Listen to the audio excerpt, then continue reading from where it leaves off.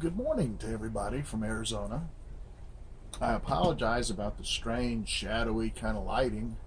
I'm hanging out here at our little house on the desert, as Brenda calls it. Uh, it's going to be kind of a slow day today, and I got a little project I was working on. Brenda has started taking up leather tooling, and so because of that, she has different sets of uh, tooling stamps. I'm sorry, I'm having an absolute brain lock up there. Different stamps for patterning, and then of course the set of leather stamps, and her little knife for doing the cuts in the leather, and a hammer. So to keep all this stuff together, I told her I would make her a little bag. And I have this hide that's a hair-on hide. It's really kind of a cool hide, and I'm going to make a little bag out of it. I'm sorry I keep scratching my nose, but these, as you're working this, the little hairs come loose. And it's basically going to have, it has two sew-on snaps, sorry, and then I'm probably going to do the edge stitching in like blanket style, or what I call Boy Scout wallet. It's a stitch that you've learned very early on, and I'm going to use some red sinew, so it'll be a nice contrasting color. The video is going to be also a lot of pictures of close-ups of stuff, so the shadowy lighting, oh well. Maybe I'll put a scrim up or do something about that before I make another video.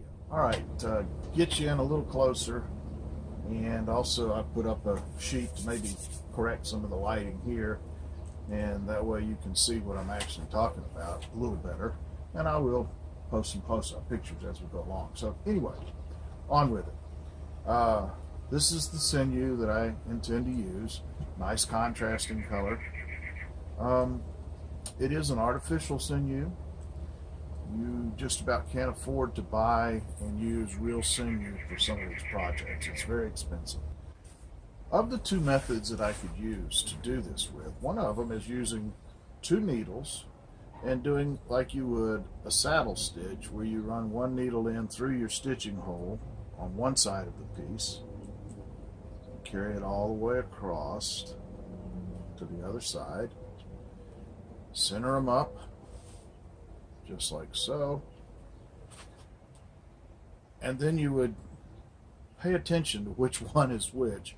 You want to go from the back side to the front, and then from the front side to the back, through the next stitching hole, all the way up the piece. And by doing that, you're going to have a nice crossover pattern.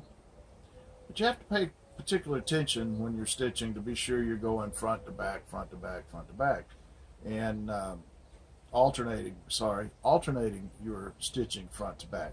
Now, because of this little fold pucker here, what I may do is I may actually take a wrap around and back in through a stitching hole to close that up a little bit, just to make it, I don't know, a little more pleasing to look at.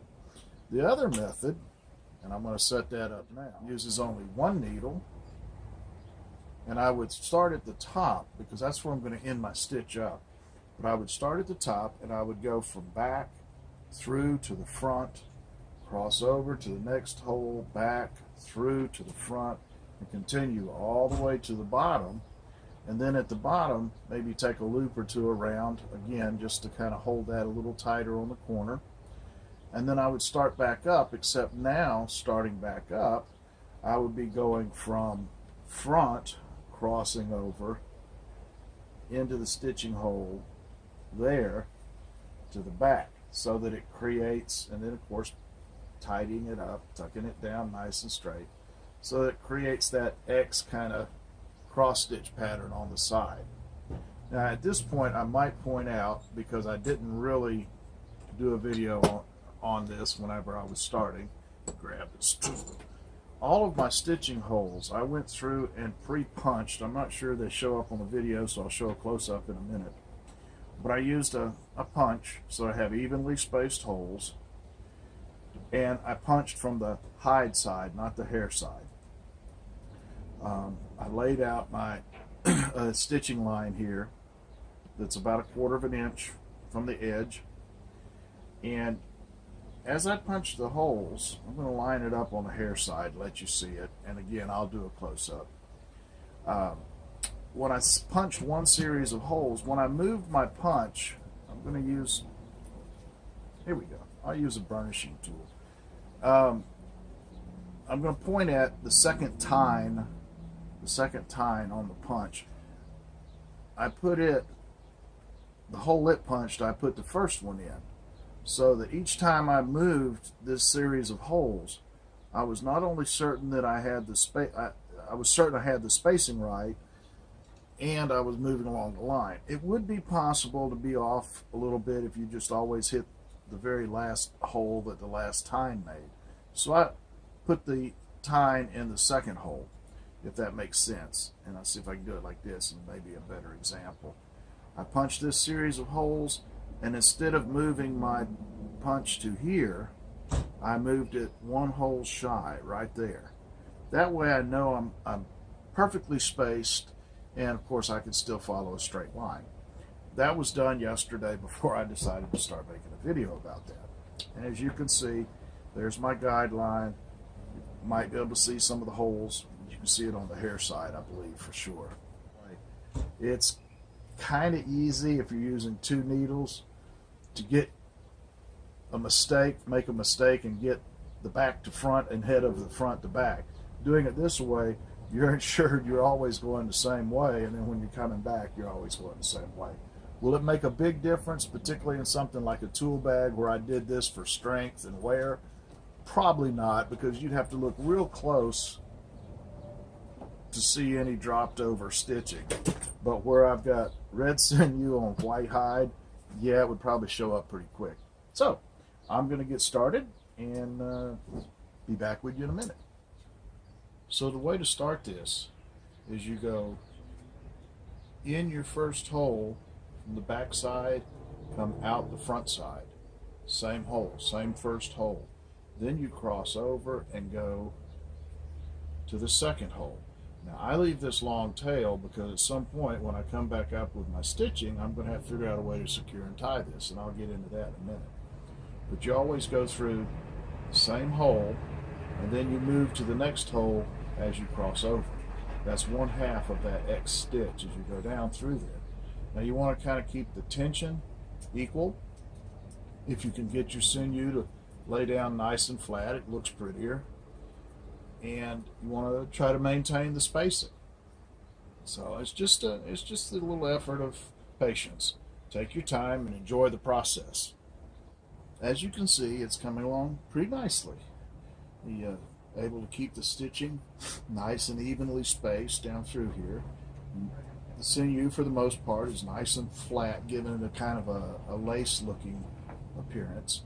And you're going to find that as you go through your stitching, you're going to find your sinew tends to, I'm going to hold it here so maybe there's some contrast, tends to roll up and become round rather than flat, which sinew would be flat. So the easiest way I know to take care of that is just use your fingernail, and turn around here, maybe you can see it on camera, but just kind of flatten it out. You see that? Just kind of flatten it out as you go along every so often. And then when you, that thread out of the way, when you lay your stitch over, so you get a nice flat stitch. Now you'll notice I have some thread here. What I like to do with all my projects is after I punch my holes, I then take some thread and just loosely tie them together so that I know the holes match up. And if you punch an even number of holes, you're good. If you punch an odd number of holes and you go to matching up, you're going to have a problem. You're going to have to go back and punch an extra hole, either top or bottom. I try to do the same amount of holes on both sides of something like this. And the way I did that was I simply said, okay, 1 spacing, 2 spacing, 3, 4, and so on. And then I did the same thing on the other side. So that's just another little tip. So now, having reached the end of my seam on the side of the bag, what I'm going to do, make sure my thread's not tangled up, is I'm going to go around and go back through the same stitching hole, just like this. And I'm probably only going to do it once. That looks like that's going to be enough to keep the corner together nice and flat, like so. Okay. Now, if this were a top edge, and you'll see when I get up here, I may do it twice to add a little more strength. So what I'm going to do now is I'm going to come and go one more time back through that same hole. That's why it's very important to make sure your stitching holes are good. They're punched all the way through the piece, and you're not trying to push that needle with the sinew attached through it. The other thing is this hair on hide makes it kind of interesting to find your stitching hole sometimes. Now, what I'm going to do now is, just like we did on the other side where we went from back to front and crossed over, now I'm going from front to back. So what we're going to do is we're going to start on this hole, and we're going to come through, and we're going to go, instead of that same hole, we're going to go up to the next one, just like that. And again, you know, as you stitch, your sinew is going to become more and more rounded. So you kind of want to just draw it out a little bit like that, so that when you pull it in tight, it creates that flat, lace-looking sort of stitch. I'm going to come up here. You can begin to see the pattern starting to build, just like this.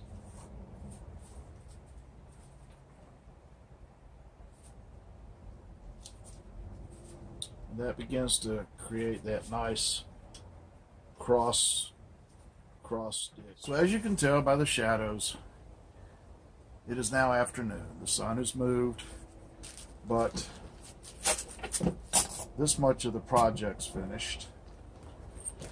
All her little tools can go in there, and I will actually make a couple of small leather catch bags to keep these together in the tool bag, but that's the completed tool bag right there. A couple of snaps, and of course when you get all the tools in there, it just snaps closed. Now I will make a handle out of the same hide that will attach up here, and it will probably be, oh, I don't know, about like that, just to make it easy to carry the bag and also to hang the bag. Once again, living in the van, those of you that know us know a lot of our stuff is in bags and that they hang in special places. So there you go.